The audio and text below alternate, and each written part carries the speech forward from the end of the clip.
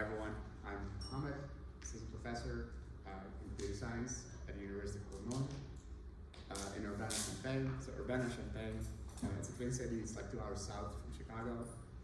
And my group mostly does cancer evolution, but this is a fun side project that we worked on. So I want to talk about mRNA design. And it actually started off, I teach an introduction to bioinformatics class, and one of the topics that I cover is RNA secondary structure. So I'm gonna actually talk a little bit about how to compute RNA secondary structure. And then I'll show you like how they can be adapted to do mRNA vaccine design. So you guys all know this, so 3 fundamental proteins, molecules in biology, DNA, RNA, protein. And when we talk about mRNA vaccine design, we kind of like focused on this transition over here from RNA to protein. Now, let's talk a little bit about the spike protein. So this is actually this is a protein in SARS-CoV-2, and this is what the vaccine, the mRNA vaccine from either Moderna or Pfizer, is actually encoding. So what I'm showing you here is the RNA sequence, and here on the right, the protein sequence. It's about 1,271 amino acids long, so that's W on the right. On the left, we have the corresponding RNA sequence. Now, when you look at the RNA sequence that Moderna uses in their vaccine, you can see the colors are different. So they use different codons to encode for the same amino acids. So it's the same amino acid sequence, but they use different codons.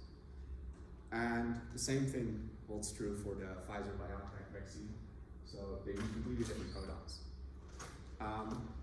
And you notice, so for one amino acid, there can be multiple codons. So for instance, serine, it's like 6 different codons in the code for that amino acid. So what they're doing over here, they're actually exploiting codon degeneracy to change 2 things. So they want the mRNA vaccine to be expressed as much as possible, so you want to increase translation efficiency. And the second thing is, you want your mRNA sequence to actually fold as much as possible. You want to get a lot of secondary structure, because if it folds as much as possible, it will be very stable, and this will lead to longer half-lives. So that's actually what I'm showing you over here. So on the left, we have the wild type sequence, mRNA sequence of spike, and this is what it looks like if it folds. And in the middle and on the right, you have the Moderna and the Pfizer RNA sequences.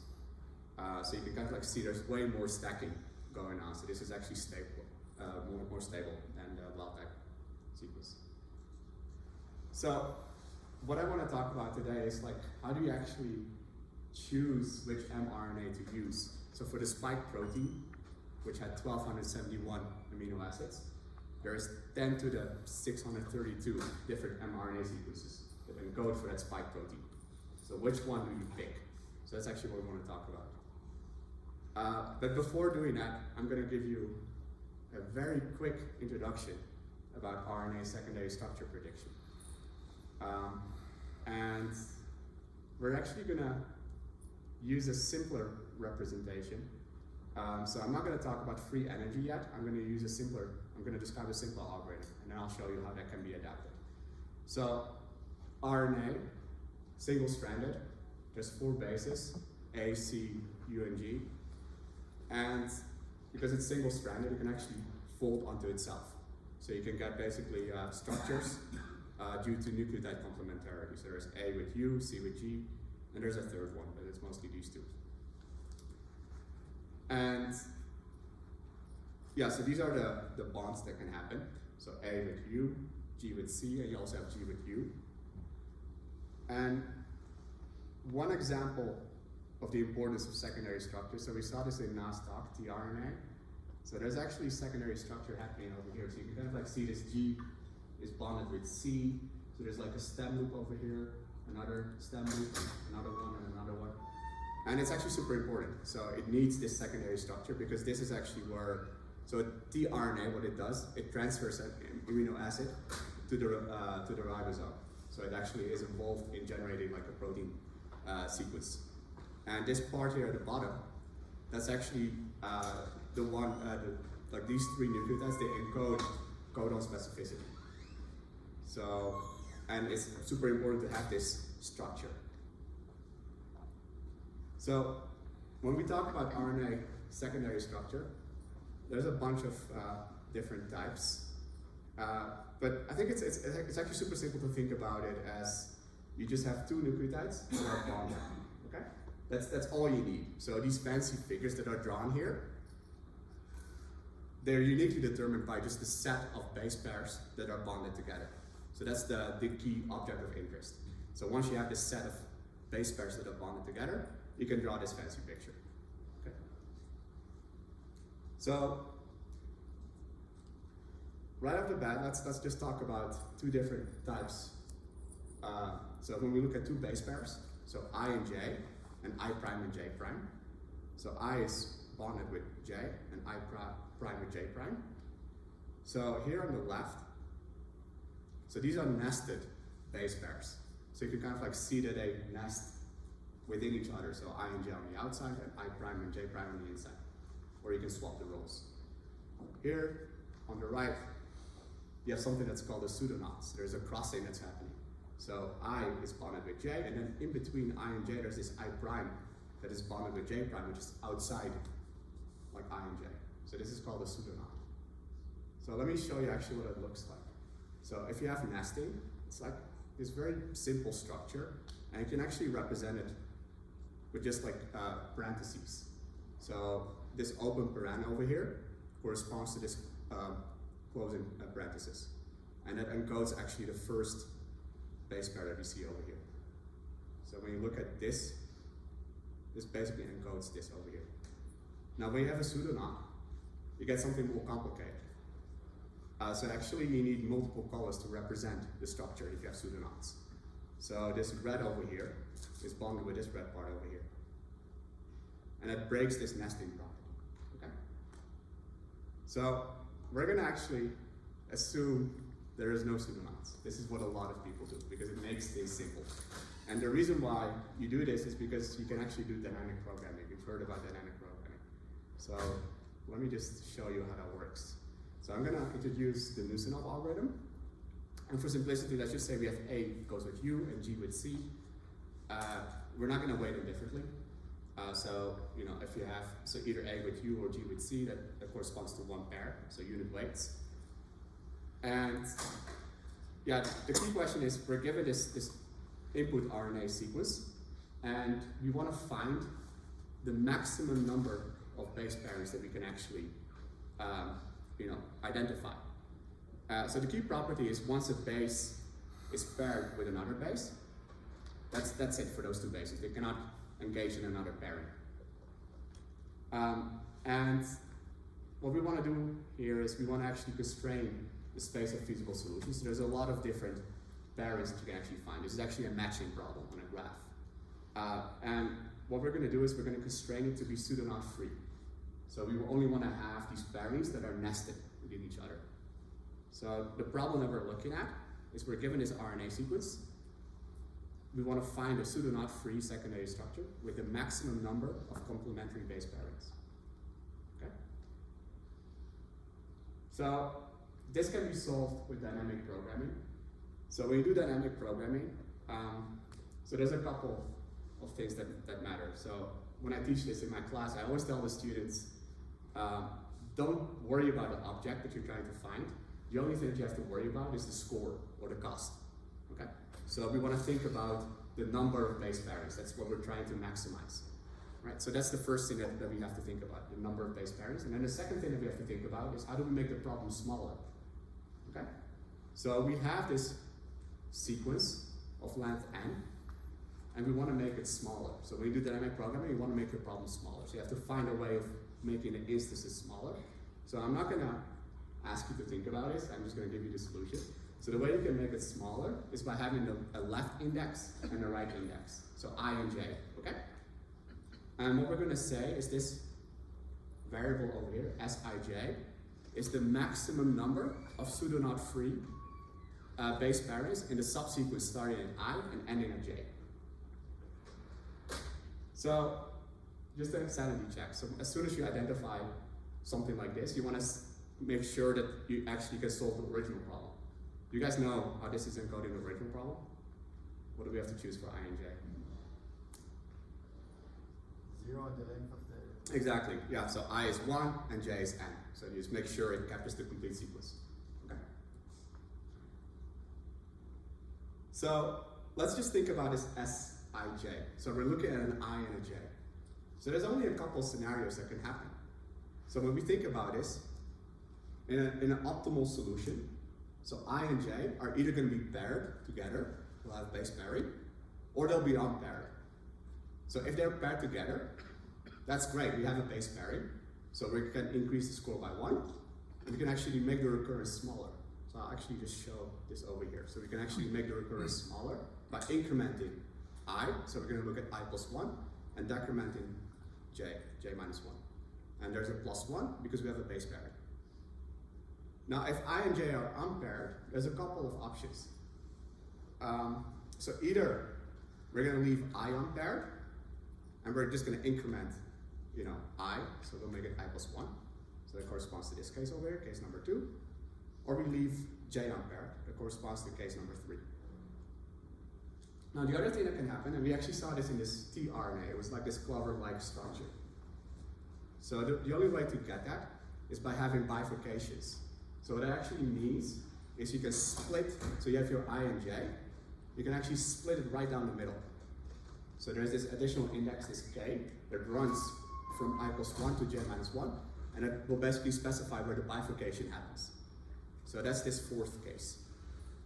So we're doing dynamic programming. So what we're trying to do is we're trying to find the maximum number of complementary base pairings. So that's why there's this max over here. So we take the case that maximizes the score. Yes, go ahead. I understand the pseudo-not-free assumption, which has made life easier. Yep. Why you assume that the secondary structure has the maximum number of complements? That's a great question.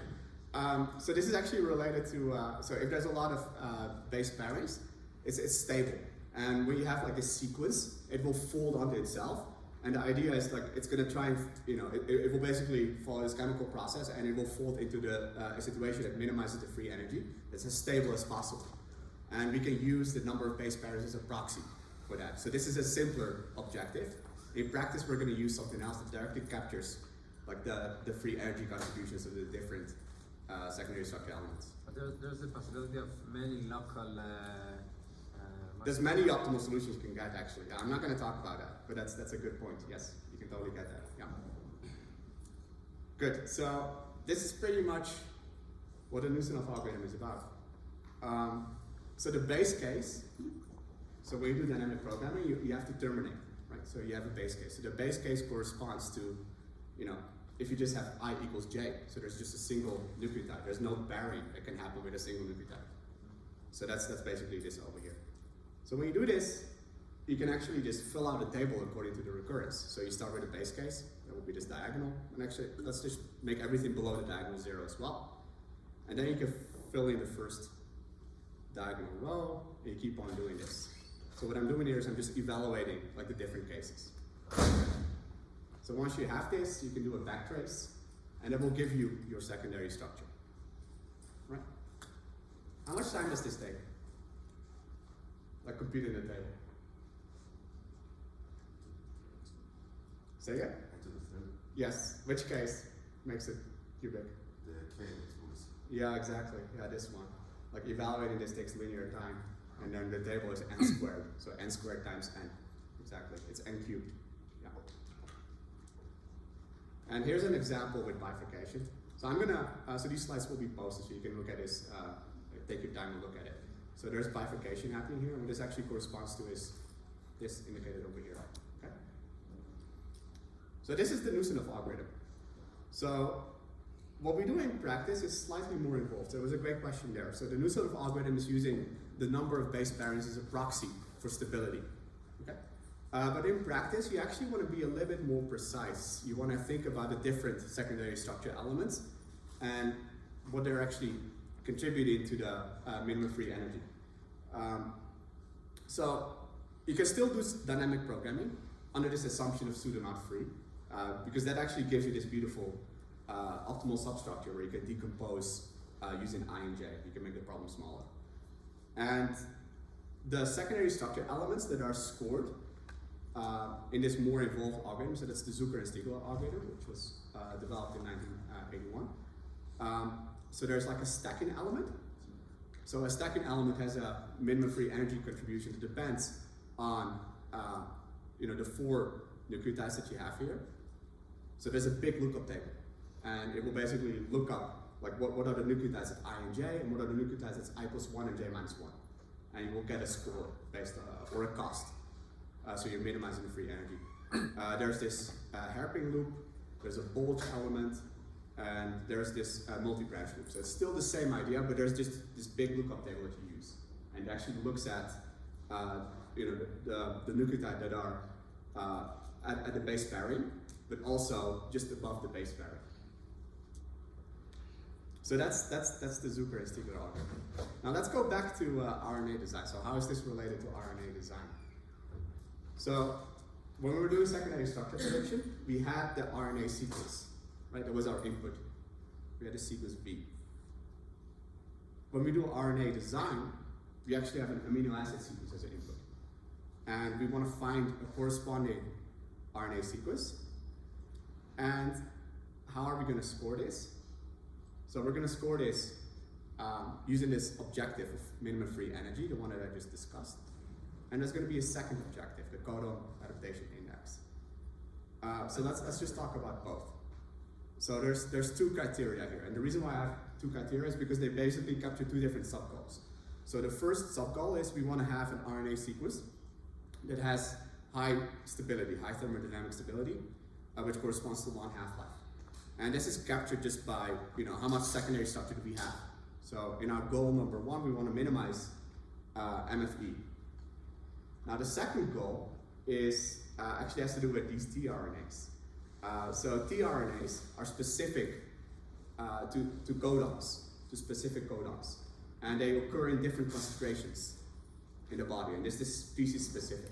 So if you use codons that correspond to tRNAs that have high abundance, translation will go faster. Okay? So there's actually this big lookup table called the codon adaptation index, and it basically gives you a ranking of the different codons that you have and how they correspond to translation efficiency.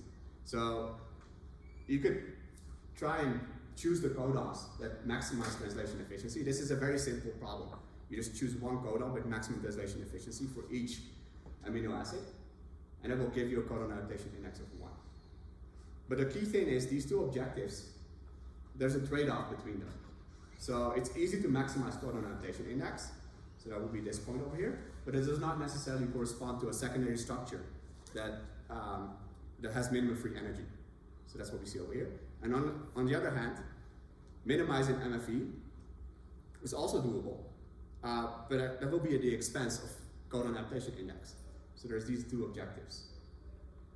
And what we want to do here is when you have a multi-objective optimization problem, so we have 2 objectives, you could actually look at the set of solutions that are Pareto optimal.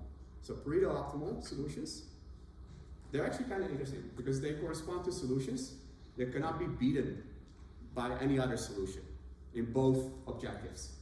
Right? So if we look at a solution in here, above the Pareto front, that solution would be dominated by this, right? So the Pareto front is the space of solutions that cannot be dominated. So that's what we want to identify.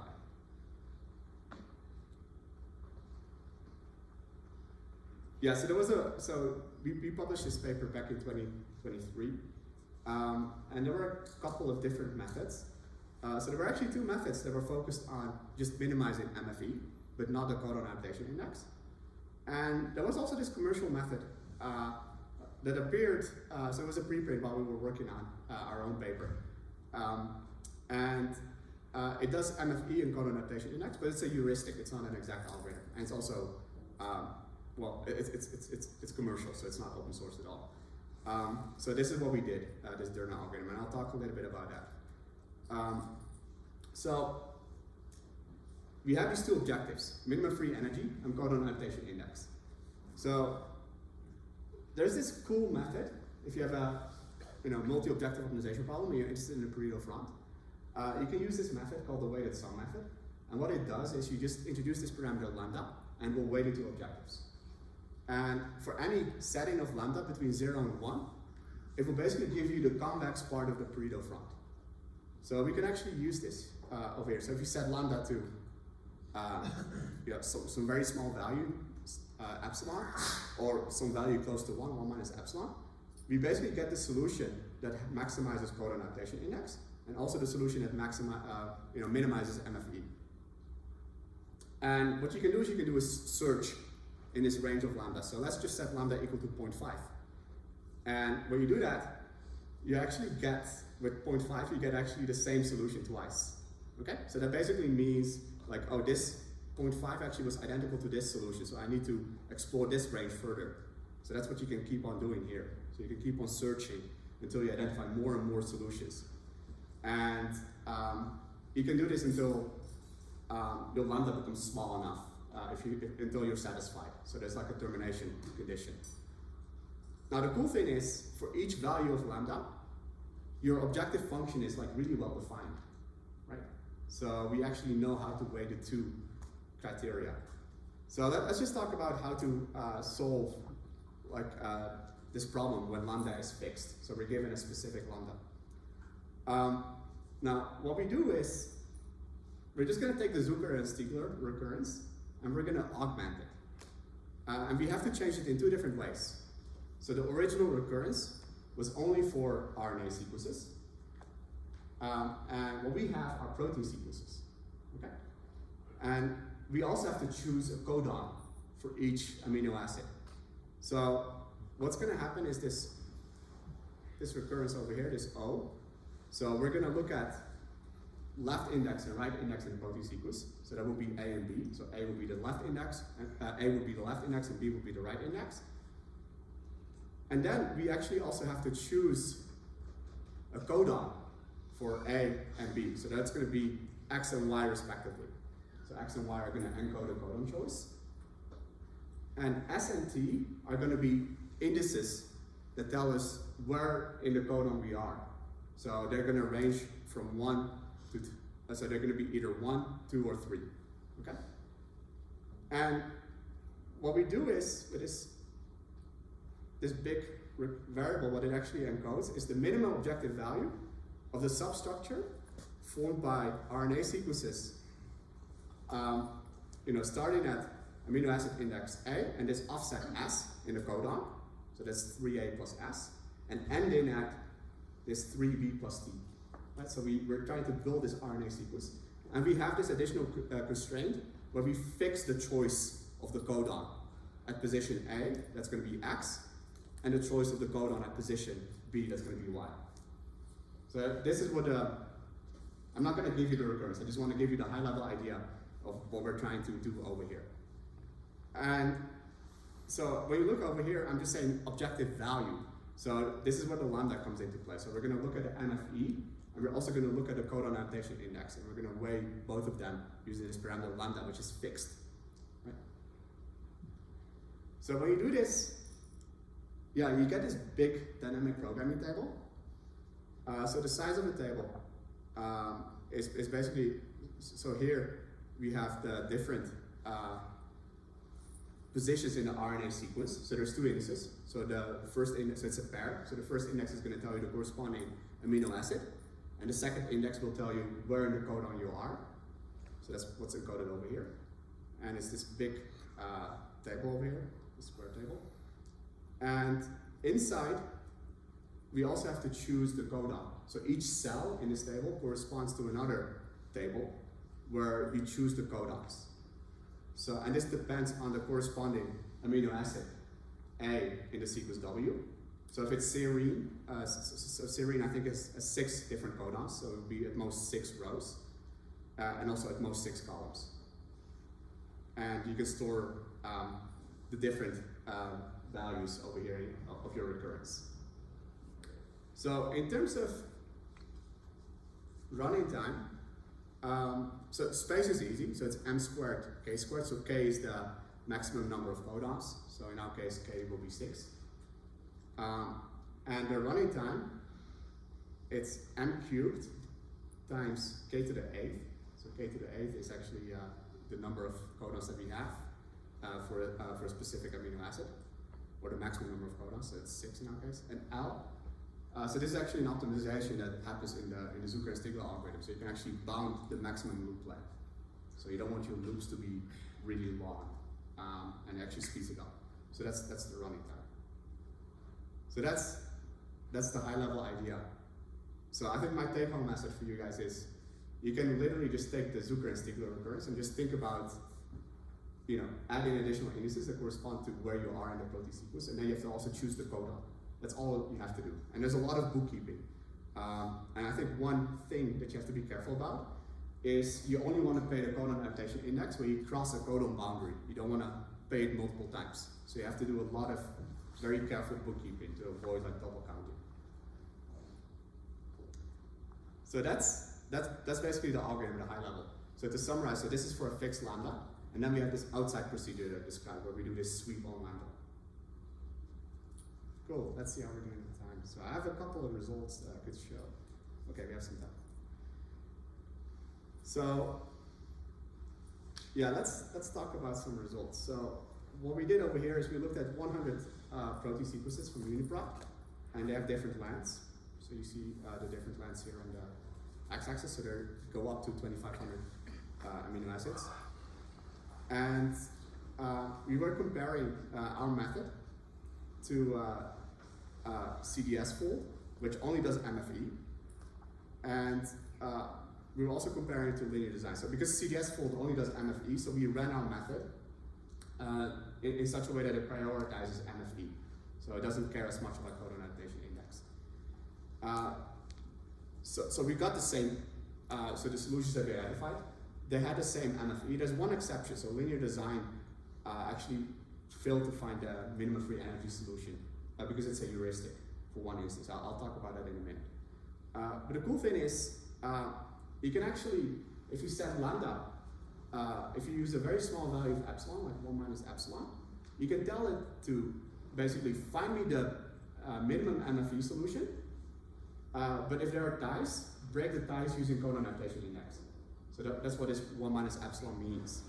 And that's kind of cool. So that's actually what you see over here. So even though the solutions have the same minimum free energy as CDSfold, they are better in terms of codon adaptation index. So let's look at one such example over here. So this is the RNA sequence identified by CDSfold, and it differs at 4 different places. And I'm actually indicating them over here. So the amino acid at this place over here was K. CDSfold used AUG, which has a codon adaptation index of this value, and we used GUG, which has a higher codon adaptation index. And you can kind of like see that the MFE is the same, and also if you look at the structure, it's pretty much all stacking, and there's a bunch of small loops over here. So, and we have the same thing happening. So the same MFE but better codon adaptation index. Yes. It's more of a biology-related question. Yes, please. Does having the same nucleotide coming in a row or repeating more times affect the stability or the minimal energy? Not according to the energy models that we've been looking at. But there are actually, I'll talk about this at the last slide. There are a couple of limitations or additional things that you might want to include from biology. So there are a couple of additional constraints, but that's a good question. I'll get to that in a minute. So this is something else that I mentioned. So linear design, which was the heuristic, does not guarantee optimality. So here's a solution where MFE was not minimum, so there was actually a slightly better solution. And now the question is, what do you do with a Pareto front? So you get many different solutions for one protein sequence.